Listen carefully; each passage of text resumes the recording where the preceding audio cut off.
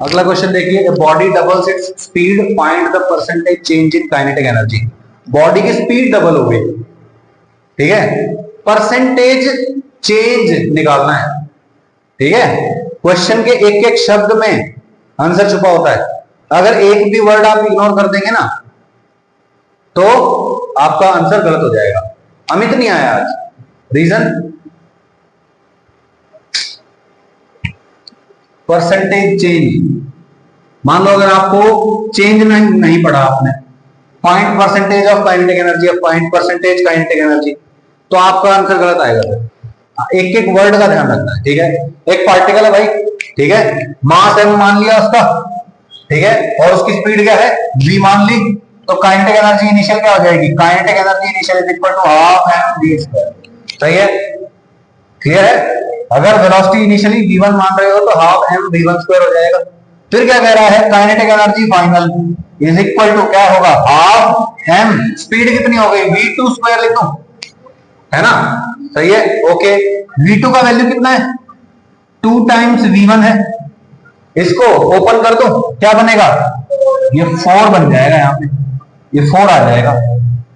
सही है, बोलो ये क्या है, इनिशियल काइनेटिक एनर्जी तो है, तो kinetic energy final is equal to 4 times kinetic energy initial. What is the answer, कितना, पहले परसेंटेज पूछा ना, तो बोलो पहले जो काइनेटिक एनर्जी थी वो थी 100%, अब कितनी हो गई, तो व्हाट इज द आंसर, यही गलती हो। क्या पूछा है, percentage change, final kinetic energy कितने परसेंट है, 400%। इनिशियल काइनेटिक एनर्जी कितनी है, 100%, चेंज कितना हो गया 300%, तो 300% इज द आंसर। क्लियर बात, एक एक वर्ड जरूरी है। चेंज पूछा है, ओरिजिनल काइनेटिक एनर्जी का कितने परसेंट हो गया है, क्या पूछा है, वो आपको ध्यान से सुनना, ठीक है ना, ध्यान देना उस चीज पे, ठीक है भाई। A body has constant momentum and its mass is decreasing, what is the change in kinetic energy, ठीक है। क्या कह रहा है, कांस्टेंट मोमेंटम है, मास डिक्रीजिंग है, तो काइनेटिक एनर्जी में चेंज कैसा होगा भाई, बढ़ेगा घटेगा क्या होगा, ध्यान से देखिए। कांस्टेंट मोमेंटम और काइनेटिक एनर्जी का चेंज पूछ रहा है और मास का बात कर रहा है, तो बोलो काइनेटिक एनर्जी, मोमेंटम और मास, फॉर्मूला क्या होता है, सही है, तो बोलो ये कांस्टेंट है, मास घट रहा है, तो काइनेटिक एनर्जी क्या होगी, काइनेटिक एनर्जी इज इंक्रीज। समझ में आया, समझ में नहीं आया, इतना सही है, बस फॉर्मूला याद होना चाहिए, अप्लाई करना आना चाहिए, ठीक है। A body with constant velocity is increasing its mass, velocity constant है, मास बढ़ रहा है, चेंज इन काइनेटिक एनर्जी क्या होगा, बढ़ेगा घटेगा, भाई वेलोसिटी की बात कर रहा है, मास की बात कर रहा है, kinetic energy, formula velocity constant, mass बढ़ गया तो काइनेटिक एनर्जी, सही है। क्वेश्चन मुश्किल है क्या, two bodies with masses 3 kg and 6 kg are moving with same momentum which has more kinetic energy। Momentum same है दोनों का, सही है, काइनेटिक एनर्जी किसकी ज्यादा होगी, काइनेटिक एनर्जी, मोमेंटम और मास, कौन सा formula, p square by 2m, सही है। तो बोलो काइनेटिक एनर्जी जो होती है is equal to p square by 2m, सही है। तो बोलो मोमेंटम दोनों का सेम है, जिसका मास ज्यादा होगा उसकी काइनेटिक एनर्जी कम होगी, तो 6 किलो वाले का मास ज्यादा है, यानी कि इसकी काइनेटिक एनर्जी कम, सही है भाई। तो ज्यादा किसकी हुई भाई, 3 kg वाली की कम, 3 kg वाली की काइनेटिक एनर्जी ज्यादा होगी, ठीक है। By what percentage is the kinetic energy of 3 kg higher than that of 6 kg। Question देख लो, अंग्रेजी थोड़ी सी कॉम्प्लिकेटेड है और कुछ नहीं है, क्या भाई, by what percentage the kinetic energy of 3 kg is higher than that of 3 kilo वाले की काइनेटिक एनर्जी से 6 किलो वाले से 3 किलो वाले की काइनेटिक एनर्जी कितने परसेंट ज्यादा है, कितने परसेंट ज्यादा है पूछ रहा है, सही है, ओके। तो बोलो भाई लिख लेते हैं काइनेटिक एनर्जी ऑफ 3 kg। लिख दो कितना आएगा, P square by 2 into mass कितना है 3 kg।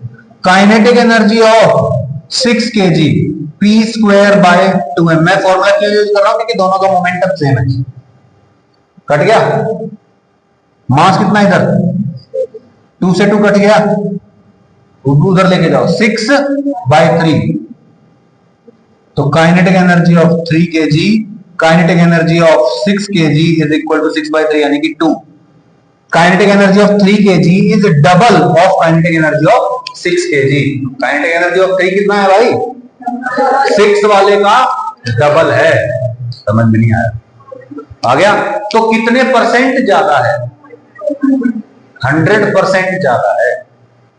अरे 6 किलो वाले की काइनेटिक एनर्जी 100%, 3 किलो वाले की 200%, तो कितनी ज्यादा है, 100% ज्यादा है। ये कितना हायर है, हाउ मच हायर। ठीक है, okay. A pendulum is suspended, pendulum की बात कर रहा, पेंडुलम को जानते हो, रिश्तेदारी में है,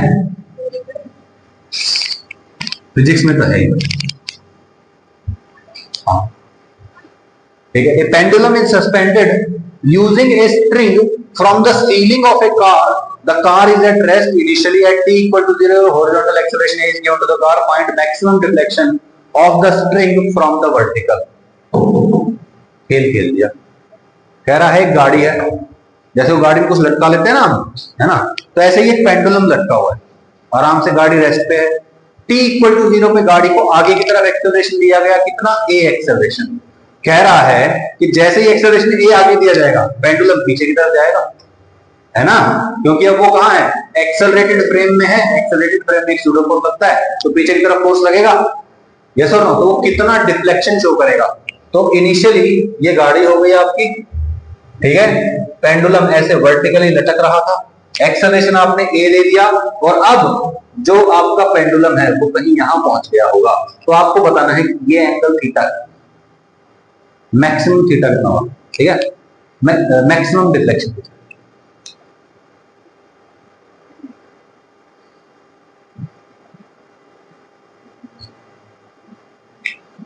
वर्क एनर्जी थ्योरम का नाम सुने, क्या कहती है वर्क एनर्जी थ्योरम? हाँ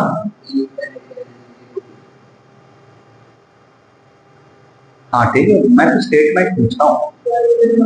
work done by all forces is equal to,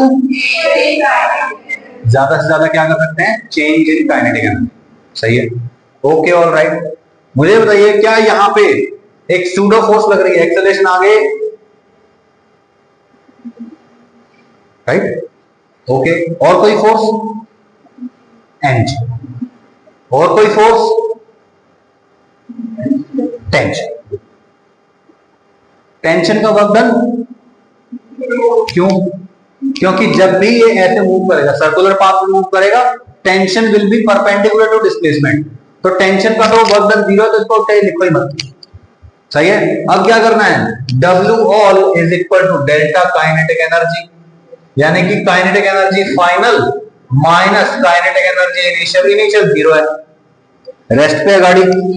अच्छा, अब मैं गाड़ी में बैठ के देख रहा हूं, क्योंकि मैं सॉरी क्योंकि जब मैं गाड़ी में बैठूंगा तभी तो सूडो फोर्स लगेगी। मैं गाड़ी के बाहर बैठा हूं, गाड़ी एक्सेलरेट करेगी, मेरे को तभी धक्का लगेगा, गाड़ी में बैठने वाले में धक्का लगता है, यानी कि मैं गाड़ी में बैठा हूं तभी सूडो फोर्स लग रही है। तो फ्रेम क्या है, गाड़ी। ओके, अब मैं गाड़ी में बैठा हूं, ठीक है, मैं गाड़ी में बैठा हूं, गाड़ी आगे चलने लग गई, अरे सॉरी मेरे को भी इधर धक्का लगेगा ना, तो क्या होगा बोलो, अरे अरे अरे ये ऐसे टेढ़ा हो गया, यस और नो। पेंडुलम ऐसे था, पेंडुलम ऐसे हो जाएगा, यस और नो। जब ये पेंडुलम मैक्सिमम पे होगा तो क्या मुझे ये मूव करते हुए दिखाई देगा?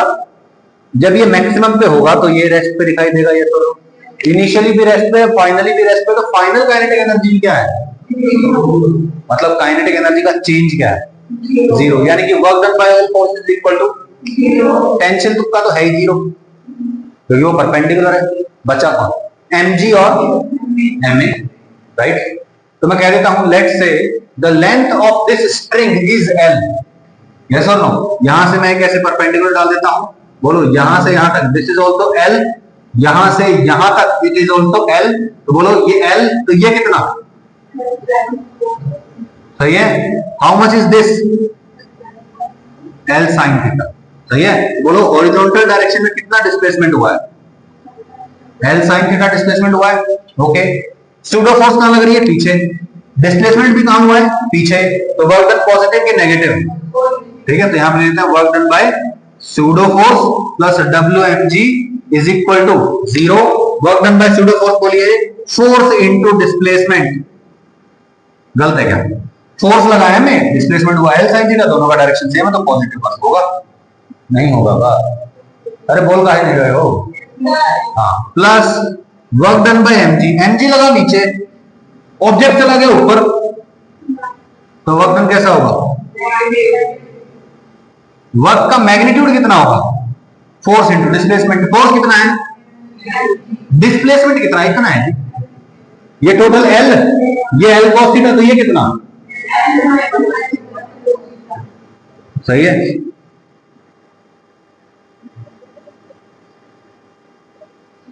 इसको उठा के इधर ले जाऊंगी, नेगेटिव उधर जाके हो गया,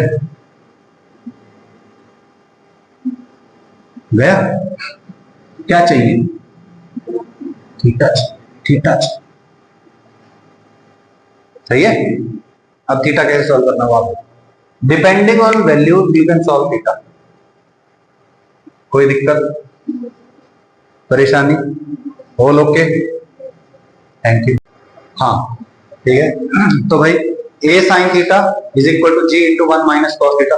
हालांकि आप वैल्यूज ऑब्वियसली ऑप्शंस में से पुट कर करके यहां से सॉल्व कर सकते हो, ठीक है। अगर इससे आगे आपको एक्चुअली आंसर निकालना है, थ्योरेटिकल आंसर निकालना है, तो साइन थीटा को लिखो साइन 2 थीटा के फॉर्मूला के हिसाब से। क्या बन जाएगा? 2 sine theta by 2 cos theta by 2 is equal to g as it is, L भी कट जाएगा ऑब्वियसली, एल कॉमन आ गया था, इधर भी एक एल था, ठीक है। g इंटू बोलो 1 माइनस कॉस थीटा का फॉर्मूला है 2 साइन स्क्वायर थीटा बाई 2, ठीक है। बोलो sine theta by 2 sine square theta by 2, एक स्क्वायर कट जाएगा, 2 से ये 2 कट जाएगा। बोलो sine theta by 2 cos theta by 2, उठा के इधर लेके जाओ, sine something cos something, tangent theta by 2 बनेगा। टेंजेंट थीटा बाई 2 जी को उठा के इधर ले आओ, a by g is equal to, a by g is equal to tangent theta by 2, 2 को उठा के इधर लेके, टेन इनवर्स को इधर लेके, क्या लिखा हुआ इसमें है ना, बकवास, ठीक है। क्या आया था बोलो? Tangent theta by 2 is equal to a by g. Tangent को उठा के इधर लेके जाओ, क्या बन जाएगा? टेन इनवर्स, 2 को उठा के इधर लेके जाओ, theta is equal to 2 tan inverse a by ji.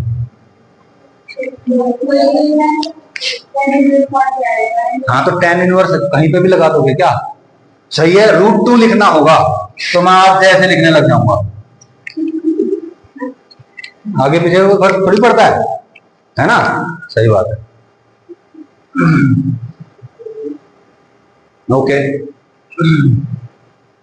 What time is it? Exact time बताना।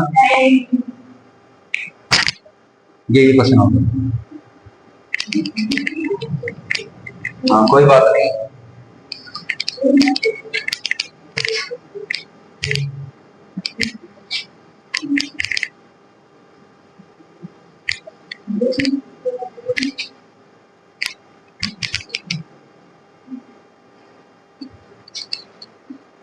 a body of mass 2 kg is moving under the influence of a force such that its position varies as x is equal to t cube by 3.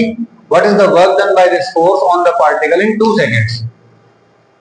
Work done पूछ रहा है, force कितना है? 2 kg है, कमाल हो गया। कहां से आया? 8 न्यूटन कहां से आया? तो पहली चीज पूछे तो क्वेश्चन का पहला डाटा ही बताना है, फोर्स कितनी है? 2 kg। अरे फोर्स निकालनी है, गिवन नहीं, मैं कह रहा हूं फोर्स गिवन नहीं है, निकालनी पड़ेगी। फोर्स कैसे निकालते हैं? मास इनटू एक्सेलरेशन, एक्स दे रखा है, बोलो, है ना, पोजीशन गिवन है, इसको डिफरेंशिएट करो वेलोसिटी आ जाएगी, उसको डिफरेंशिएट करो एक्सेलरेशन आ जाएगा, ठीक है। बोलो फोर्स कितना आ गया? मास इनटू एक्सेलरेशन, कर दिया। क्वेश्चन टेक्निकली गलत है, एक्सेलरेशन तो टाइम का फंक्शन है,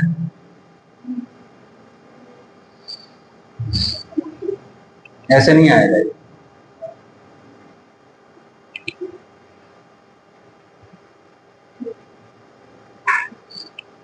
ना, ऐसे नहीं करना।